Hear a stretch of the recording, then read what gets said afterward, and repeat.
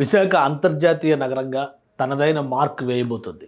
ఆ ముహూర్తం రాబోతుంది. ఇప్పటివరకు స్టీల్ సిటీగా విశాఖని ప్రొజెక్ట్ చేస్తూ వచ్చారు. పోర్ట్ సిటీగా ప్రమోట్ చేస్తూ వచ్చారు. వీటికి భిన్నంగా India's first AI city, data city, cloud city విశాఖే కాబోతుంది.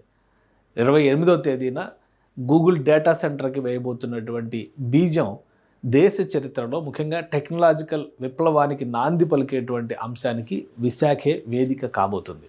సో విశాఖ కేంద్రంగా ప్రారంభిస్తున్నటువంటి ఈ కార్యక్రమానికి ముఖ్యమంత్రి చంద్రబాబు నాయుడు అలానే ఉపరాష్ట్రపతి కూడా అటెండ్ అవుతారు.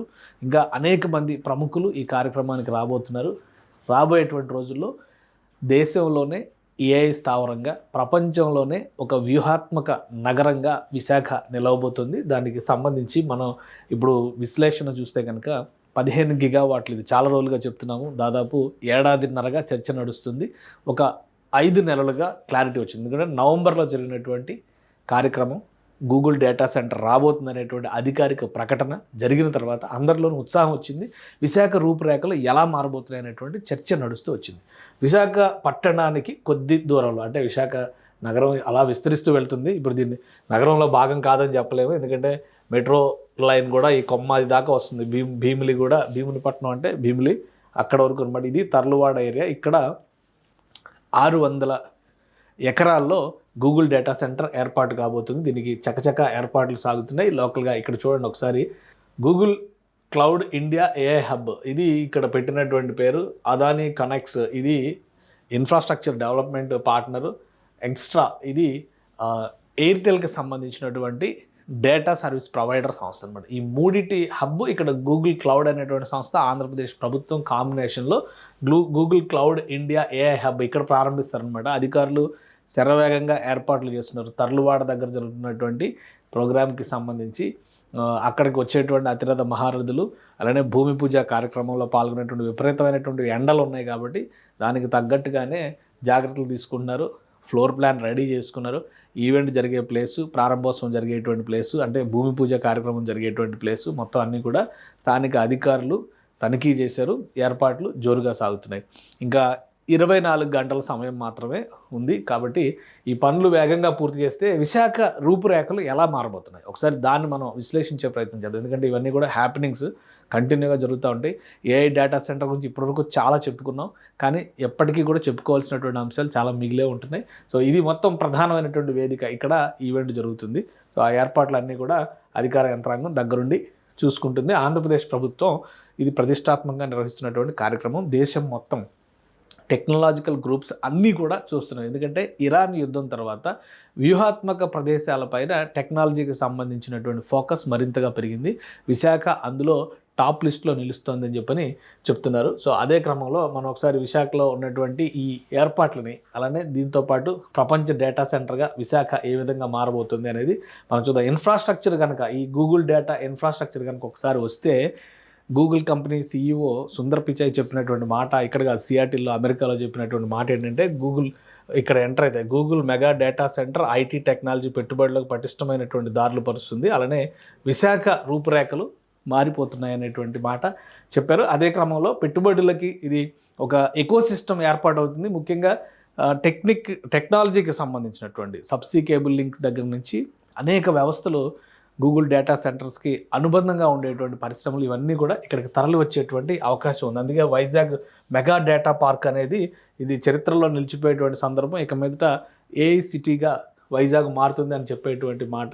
గూగుల్ వచ్చిందంటే పెట్టుబడిదారులకు కూడా అదొక భరోసా ఇచ్చేటువంటి అంశం అవుతుందన్నమాట. ఇక 2028 నాటికి ఇది పూర్తి చేస్తారు. ఫస్ట్ ఫేజ్ 2028, కేవలం 2 ఏళ్ళు మాత్రమే ఉందన్నమాట. 2 ఇయర్స్లో ఆపరేషన్స్ మొదలు పెట్టేస్తుంది. ఇక్కడ గూగుల్ డేటా సెంటర్ 1 గిగావాట్ కెపాసిటీతో $15 బిలియన్ ఇన్వెస్ట్మెంట్, అంటే మన కరెన్సీలో చూస్తే ఆల్మోస్ట్ 85,000 కోట్ల రూపాయల పెట్టుబడులు రాబోతున్నాయి.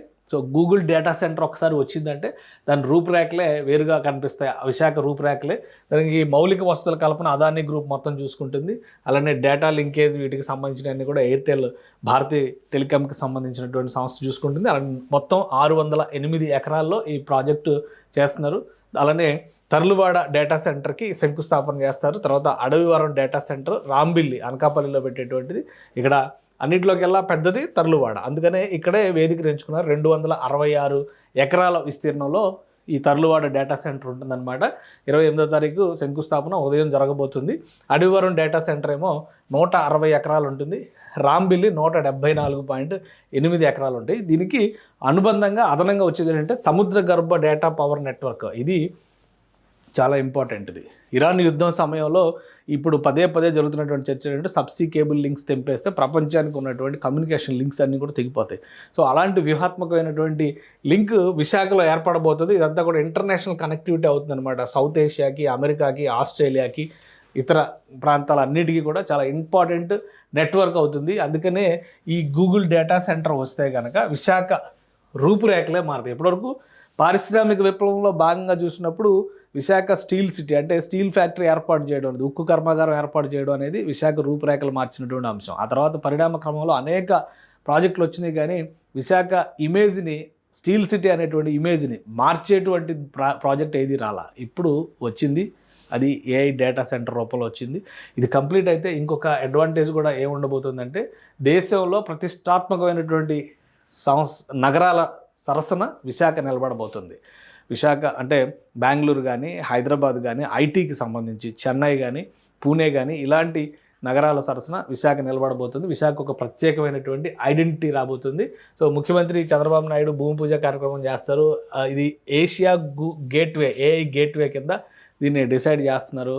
అలానే integrated project, data centres, AI computing ఇవన్నీ కూడా ఇంటిగ్రేట్ చేస్తారు. డేటా స్టోరేజ్, ఈ మూడింటిని కూడా ఇంటిగ్రేట్ చేసేటువంటి భారీ ప్రాజెక్ట్ అవుతుంది.